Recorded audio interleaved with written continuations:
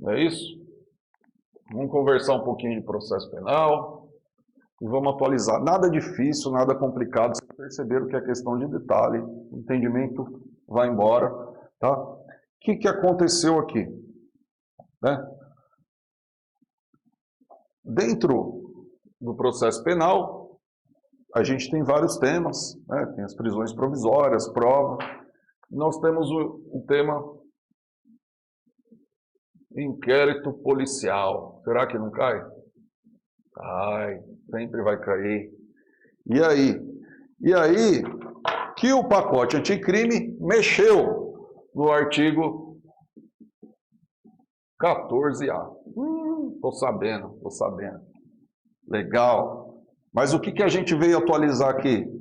Nosso presidente da República, ele também vetou alguns parágrafos aqui.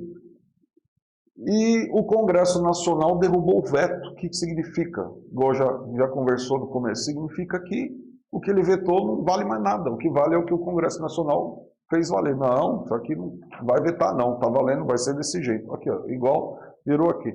Então, o material, vocês estão na mão, acompanha comigo. Então tá lá, ó. Artigo 14A de inquérito policial. Dentro disso daqui, lógico, né? Lembrando aí que o nosso inquérito policial, para se recordar, o inquérito policial é um procedimento administrativo, presidido pela autoridade policial, cujo objetivo é trazer elementos de autoria, materialidade e circunstâncias, e tudo isso, né, à baila da verdade real dos fatos. O que significa isso? Que o inquérito policial ele não é feito para acusação, como muita gente acha. O inquérito policial ele é feito para esclarecer a verdade dos fatos. Não importa quem é autor, quem é vítima. Dentro do inquérito policial, quando a gente investiga, importa como o fato ocorreu. É isso que o inquérito policial se presta a fazer. Nós trazemos a verdade real dos fatos, né? Que a doutrina chama de verossimilhança de alegações, de fatos, de ocorrências. Nós trazemos para aqui. Como é que você traz a verdade real dos fatos para dentro do inquérito policial? Você ouve vítima, você ouve testemunha, você ouve o suspeito. É ou não é? O suspeito ele pode falar que não é ele pode se defender no interrogatório, por exemplo, como indiciado. Né? Juntamos laudos, olha aqui os laudos, ó. Pode juntar aqui, ó, tá vendo? Isso tudo, né, traz a verdade real dos fatos. Então, nosso inquérito policial, ele dá início por um auto de prisão em flagrante, por requisição do membro do Ministério Público ou do juiz, lembra disso?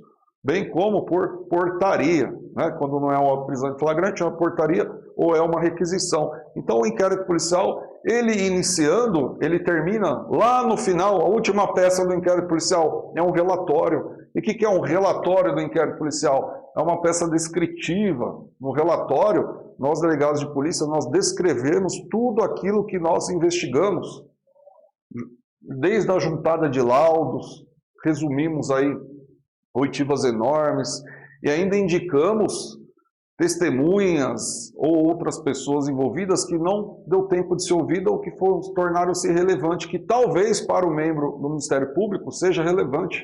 Nós indicamos, enfim, é uma peça hoje fundamental para a garantia do cidadão, o inquérito policial. Né? Por mais que alguns critiquem, sem o inquérito policial, a justiça criminal não anda. Até porque mais de 95% isso já é provado das denúncias do Ministério Público com base no inquérito policial. Então, eis aí a importância da coisa. Né? Tão importante que o pacote anticrime mexeu nele. E mexeu, né? Nosso presidente, ele criou nesse artigo 14A, vamos dar um nome aqui, ó. Ele fala da assistência jurídica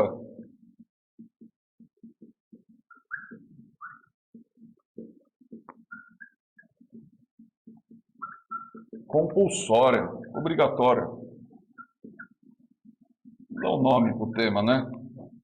Dentro do inquérito policial, tem o tema assistência jurídica compulsória. Então vamos lá, nada melhor do que ler a lei para a gente entender o que está acontecendo. Então tá lá, ó. Nos casos que servidores vinculados às instituições dispostas no artigo. Então, ó, a quem se destina essa assistência jurídica compulsória? Servidores que estão no artigo 144 da Constituição Federal figurarem como investigados em inquéritos policiais militares e demais procedimentos extrajudiciais, cujo objetivo for a investigação de fatos relacionados ao uso da força letal. Então, ó, assistência jurídica compulsória, quando a investigação é fato relacionado, tá vendo aí, ó, ao uso da força letal. Deixa eu resumir. Uso da força letal. Bonito, né? O que é isso daqui? O policial está de serviço. Veio o bandido, ele matou o bandido. Matou, né? Parabéns para o polícia. A polícia está viva, o bandido está morto. Fato relacionado ao uso da força letal. É isso daqui. Né? Praticado no exercício profissional. Então, ó, no exercício profissional. Está lá, né? O cara é vinculado aos quadros da administração pública. Praticado no exercício profissional de forma consumada ou tentada. Então, o ladrão não precisa ter morrido, né? Basta ter ficado internado, sobreviveu, também vai se aplicar. Então, ó, o fato consumado, estou fazendo um resumo aqui, ó, ou o fato tentado. Aqui, ó, tá vendo? O uso da força letal, em que a vítima faleceu, ou a vítima, né, tem que chamar assim, porque a investigação não faleceu. Incluindo as disposições do artigo 23, que isso daqui é do Código Penal. Lembra esse artigo 23? Né, são as causas de exclusão da licitude, legítima defesa, estado de necessidade, estrito cumprimento do dever legal, tal. O indiciado poderá constituir defensor. Então, ó, o indiciado constitui defensor. Olha o nosso tema aqui, ó. Assistência jurídica compulsória. Ó, nós estamos aqui recortando, costurando, para poder entender o que alterou. Né? Você não teria graça eu chegar aqui, ó, isso aqui alterou, vou ler para vocês. Pum, aí vocês fazem em casa. Vamos recordar. Então, ó, até aqui, o que o Código de Processo Penal fala? Que os servidores públicos, vinculados ao artigo 144 da Constituição Federal, não é isso? Vamos acertar aqui o ponteiro. Quem são os servidores públicos vinculados ao artigo 144? Vamos lá, na ordem da Constituição Federal. Polícia Federal, vou abreviar. Polícia Rodoviária Federal, Polícia Ferroviária Federal, é ou não é? Polícia Militar,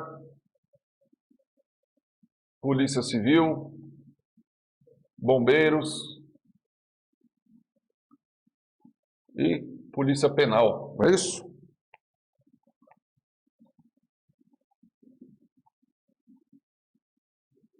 Olha lá. A Polícia Penal a gente sabe que é estadual ou distrital.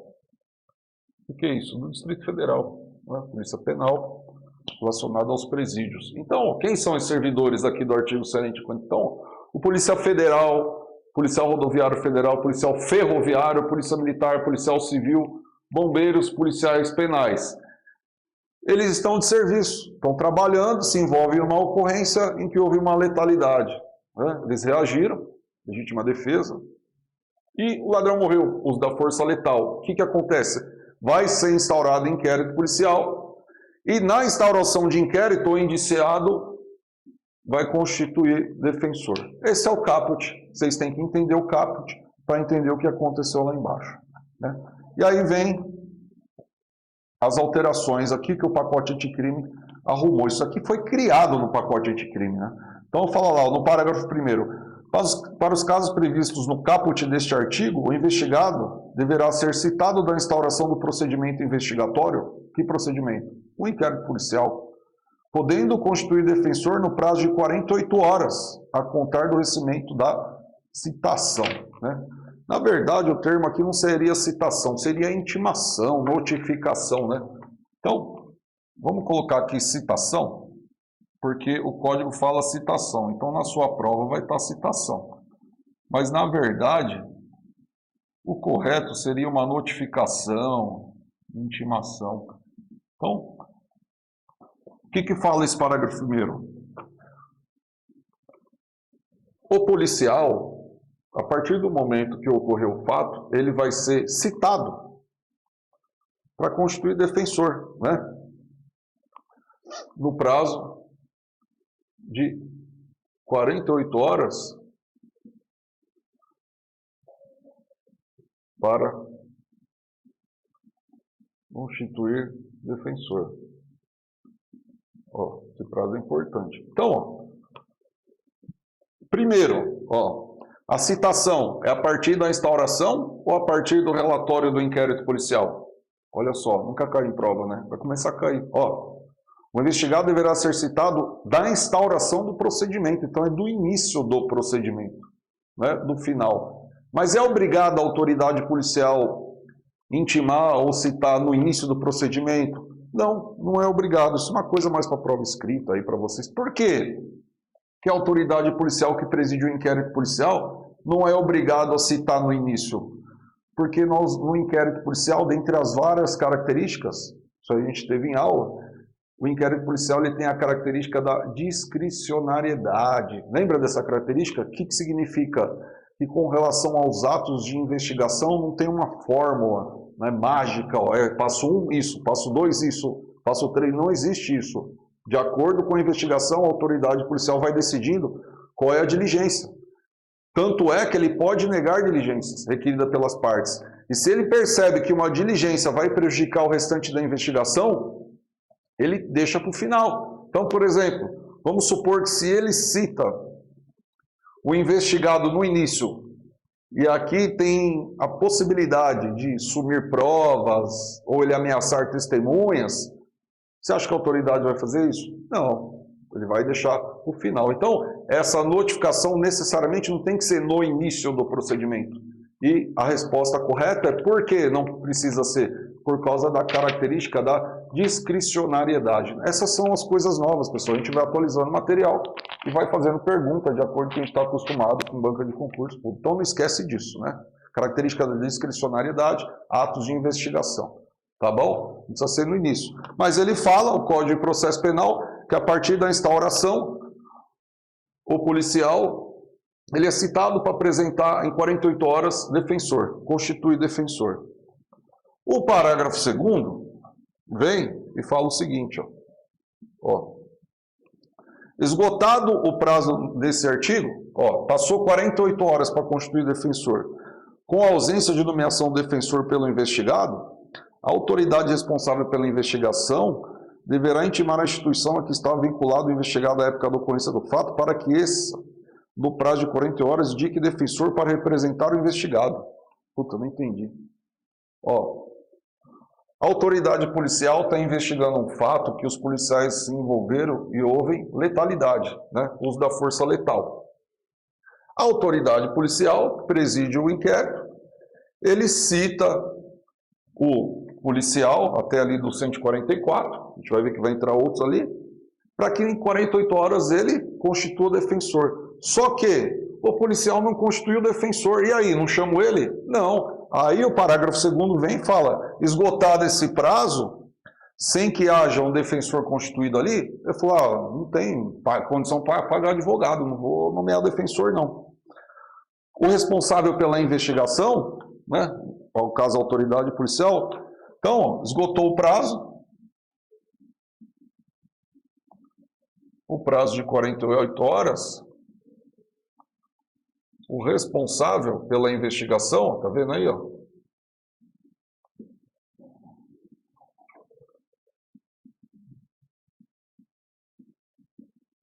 que ele faz?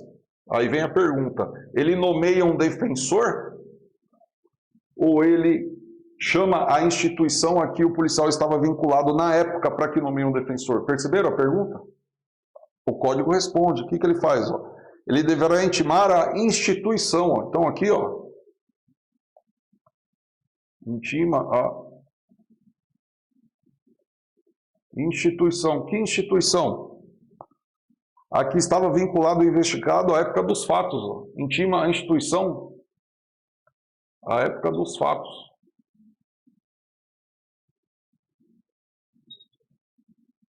Né?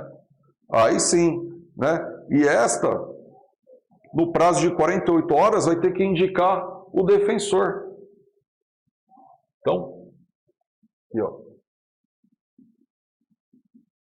Esta tem também 48 horas para indicar o defensor. Tá vendo aí? Ó, uma escadinha. Olha só, pessoal. Ó. A autoridade policial citou o policial envolvido na letalidade. Matou o ladrão. Ele não tem o dinheiro, não vou constituir advogado. Aí a autoridade policial que preside o inquérito vai citar a instituição a que ele estava à época dos fatos. Se é policial militar, polícia civil, polícia federal, falou, ó, o seu funcionário, fulano de tal, inquérito tal, não constituiu defensor nos termos do artigo tal, né? Indique aí um defensor para ele. Ó, qual é o prazo? Também, 48 horas, tá vendo? Mesmo prazo, ó. Então, ó, 48 horas para o investigado constituir defensor, ele não tem. Aí a instituição que ele estava vinculada à época do fato vai ser intimada para, em 48 horas, constituir defensor. Fechou? Aí é o seguinte, aí vem a derrubada do veto. Eita, aí lascou. Por quê? Olha o que pode acontecer. Aqui o investigado, o polícia fala, eu tô duro, eu faço o bico, não tem dinheiro para advogado. Aí a instituição fala, não, a gente não tem advogado também não. Aí veio o pacote anticrime. O que aconteceu com a derrubada que entrou em vigor? Aí vem o parágrafo 3º. Ó. Havendo necessidade de indicação de defensor nos termos do parágrafo 2º, ó, a gente desceu a escadinha aqui, ó. Tem que ter defensor, pô. A defesa caberá preferencialmente à Defensoria Pública. Então, ó.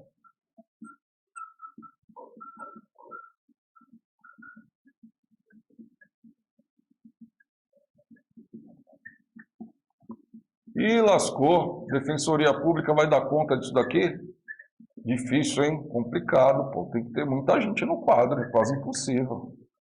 Então, toma cuidado aqui, ó. Para efeito de prova, pessoal. É preferencialmente ou é obrigatoriamente? Olha aqui que lindo para cair na prova. Que a lei fala, ó. Ninguém quis dar um defensor para a polícia, nem ele, nem a instituição dele. Aí entra a defensoria obrigatoriamente ou preferencialmente? Preferencialmente, hein? Cuidado com isso daí. Aí entra a defensoria pública. Isso entrou com a derrubada do veto. Não tinha. Qual era o motivo do veto aqui? O presidente da República, em nota explicativa, ele falou que essa defesa caberia à Procuradoria do Estado ou Advocacia Geral da União, quando funcionários da União. Com a derrubada, voltou para a Defensoria Pública. Né? E aí entrou esse negócio, né, nos locais que ela não tem instalado, a União deve disponibilizar profissional para acompanhar tudo. Enfim, vai vir a Defensoria Pública. Né? O parágrafo 4º fala, a indicação do profissional que se refere ao parágrafo 3º deve ser precedida de manifestação que não existe defensor público lotado no território ou atribuição para atuar, né? Mesmo não tem ninguém, vai ser eles, né? Na hipótese da não atuação da Defensoria Pública. Olha aqui, ó, o que acontece nesse parágrafo 5º aqui, ó. Olha o que chegou o pacote anticrime. Então vamos começar, ó. Policial matou o bandido. Ele foi citado, 48 horas, vem com o defensor para eu te ouvir. Aí o polícia fala, não tem dinheiro não, vou pagar advogado não. Aí o delegado de polícia, ele intima a instituição que ele está vinculado, Polícia Militar, Polícia Civil, fala, olha, ele não constitui defensor, vocês têm 48 horas, eu estou falando, também não tem defensor não. Aí o pacote de crime vem e fala, ó, o negócio é o seguinte, a autoridade policial manda para a Defensoria Pública, porque ele tem que ter um defensor, preferencialmente a Defensoria Pública. Aí a Defensoria Pública vai falar, não tem funcionário, não estamos dando conta do nosso trabalho, agora tem que trabalhar no inquérito policial sob investigação de letalidade, não dá, tá louco? Aí vem o parágrafo 5º e fala, ó, na hipótese da não atuação da Defensoria Pública, os cultos com o patrocínio dos interesses dos investigados dos procedimentos correm por conta do orçamento próprio da instituição a que ele estava vinculado à época dos fatos. Olha isso, ó. Sem defensoria. Não é que a defensoria negou, ela justificou. Falou, não tenho quadro de pessoal para fazer isso daqui. Tá doido? Não consigo, pô. Então, ó, sem defensoria pública, o patrocínio, né? É o famoso patrocínio. Ó, quem vai patrocinar? Porque vai ter que ter advogado. Quem vai patrocinar? Patrocínio, ó, intima a instituição à época do fato. Ela que vai pagar, ó, plim, plim. Aí, aqui é um advogado particular, ó.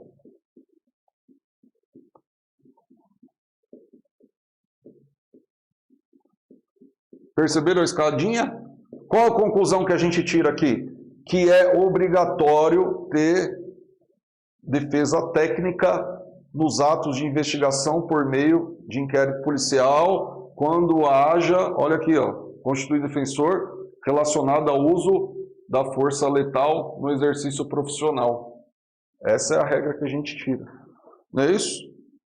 E o parágrafo 6º vem e fala o seguinte: este artigo, assistência jurídica compulsória, aplica-se também às instituições do artigo 142 da Constituição Federal. Ou seja, então, pessoal, aqui a gente tem o artigo 144, o parágrafo 6º, eu vou puxar aqui, ó. Então vocês põem aí, ó, mais parágrafo 6º, que é o quê? Artigo 142 da Constituição Federal.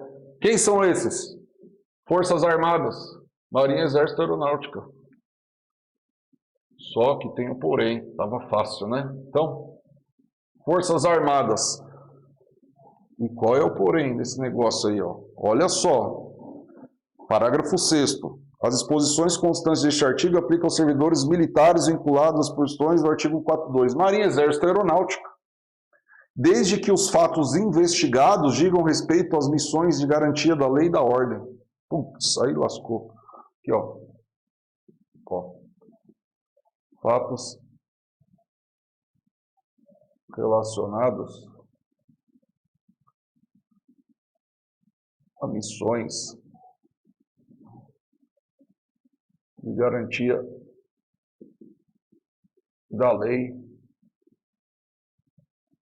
e da ordem.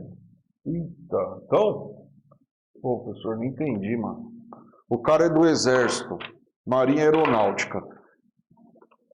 Ele tá no carro particular dele, ele vem um assalto, ele vai lá, reage e mata o ladrão, ele tá fardado. Ele tá no exercício da função. Mas ele é do Exército, da Marinha Aeronáutica. Aplica isso daqui? Não aplica. Não aplica. Por quê? É claro o dispositivo.